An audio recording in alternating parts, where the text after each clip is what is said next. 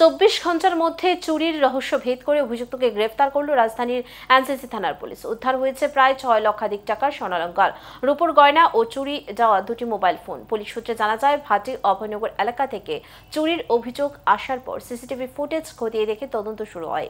তদন্তের ভিত্তিতে বেটারবন এলাকার সেলে মিয়াকে আটক করে পুলিশ। তার স্বীকারোক্তি অনুযায়ী বাড়ি থেকে সমস্ত চুরি যাওয়ার সামগ্রী উদ্ধার করা হয়। পুলিশ জানিয়েছে, ধৃতকে 3 দিনের রিমান্ডে এনে ঘটনার সঙ্গে জড়িত অন্য অভিযুক্তদেরও খুঁজে বের করার চেষ্টা চলছে।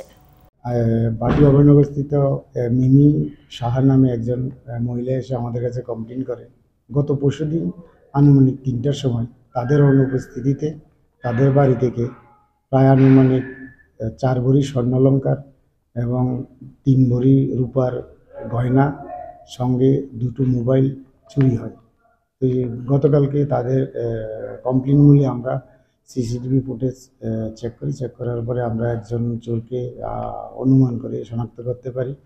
তখন গতকালকেই আমরা ওকে ডিটেন করার পরে তার জিজ্ঞাসাবাদ করার পরে সে স্বীকার করে যে সেই চুরি করেছে এবং তার কথা অনুসারে তার কথা মতো আমরা তার বাড়িতে গিয়ে চার্জ করার পরে সমস্ত চুরি যাওয়া স্বর্ণালংকার এবং রূপার গয়না এবং 2টো মোবাইল তার পজিশন থেকেই আমরা উদ্ধার করতে পারি।